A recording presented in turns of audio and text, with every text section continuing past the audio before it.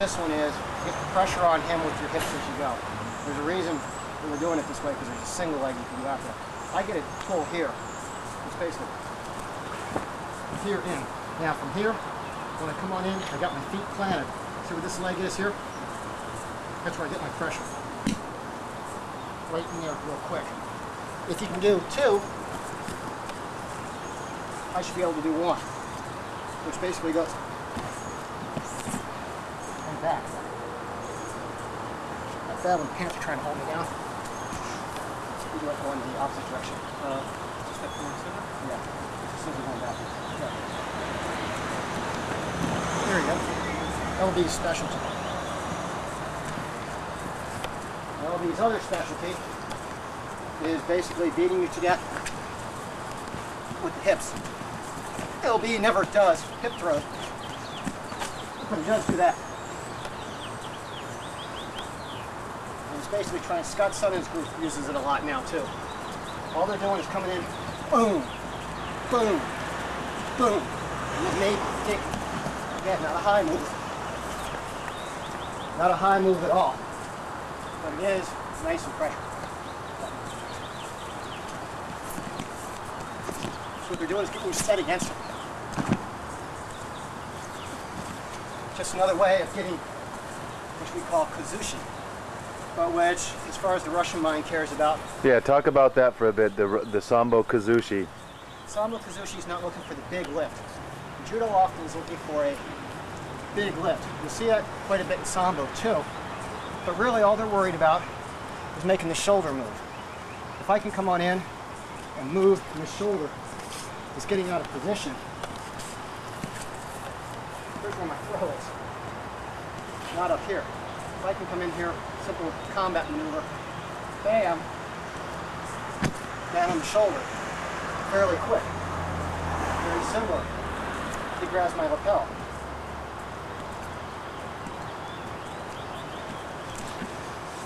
Done very quickly. Basic motions.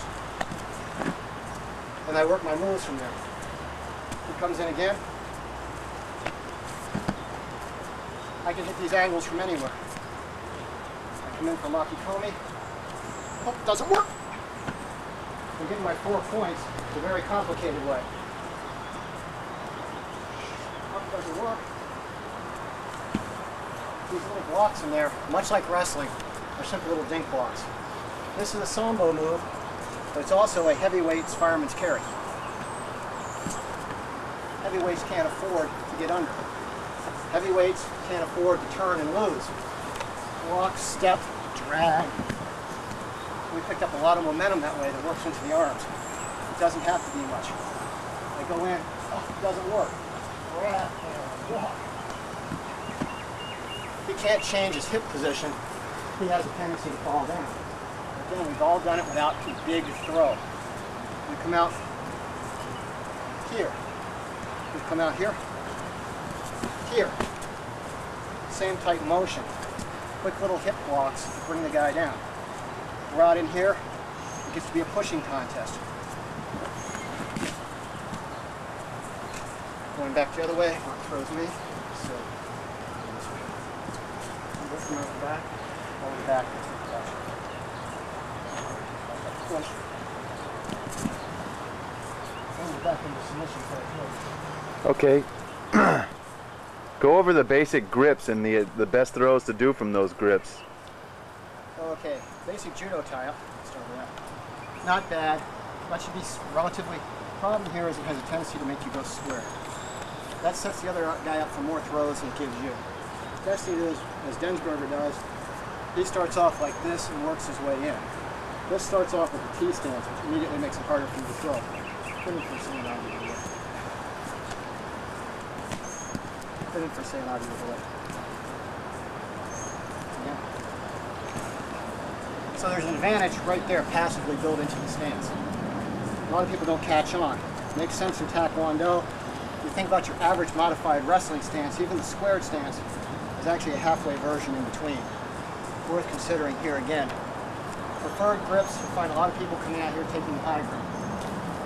What you'll also see with this high grip sometimes, the guy will take your jacket here, and he doesn't let you get your arm down. The more you try to pull your arm down, the more he lifts you up for throws. One of the things you can do about that, now he's got me in a much better position because my arm is bent, my thumb locked on the inside. It's very hard for me to get that leverage. If he turns into me, he's already back into a Russian position. Let's do the same thing again. I'll do it, go to the Russian position. If I know that I'm in trouble in the Russian position, you can do all the great things where you grab your hand and do all the fancy Russian twists out. The thing to remember though, we're in a locked position. They can't use it from standing, but that doesn't mean that all the counters don't apply. I'm in a bad situation because my back is bent, so I have to straighten my back. So I have a fair number of counters from all positions. One of the more preferred grips you can see is this modified grip over here. Again, its advantage to it is it enables me to get a greater variety of throws and control his shoulder. And although I have a greater variety of throws, my limiting factor is I won't get many pretty high amplitude throws. I'm trading that off for a better opportunity to get a submission. So in here, it's very easy to block. Taking the normal Morote grip and going for a walk. I don't develop my torque the same way. Here again, by changing angle, Sombo is good for it. If I push straight back, he stiffens against it. If I pull straight forward, he stiffens against it. If I pull to the side, he stiffens against it.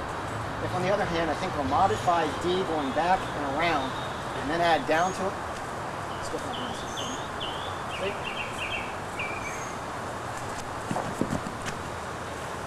Again, movement, whether it's combat or sport, does not necessarily need to be complicated.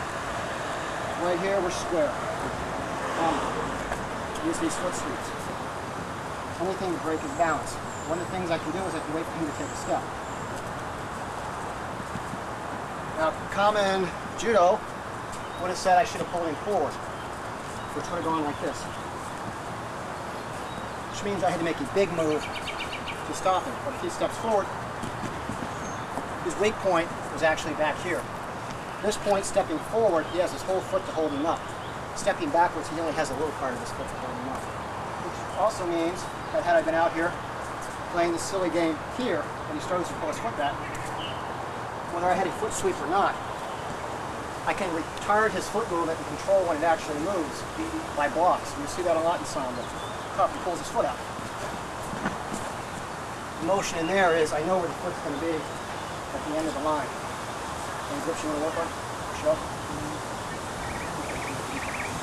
Going to the straight wrestling grips as you're with your duck unders, although those are nice, one of the many things you can do, going back to the normal grip, we can break these grips and try to improve our position. One way is push through and up. This works best when he's stepping backwards. Failing that, very similar throw, we break his grip. Even if it doesn't break clean, it'll come under or here. We can also go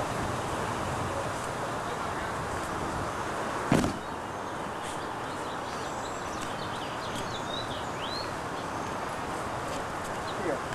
What you see in that front toe right now. Here. Same motion. The difference is we kept one lapel here. And lock. Very similar to the arm drag throw we did in the beginning.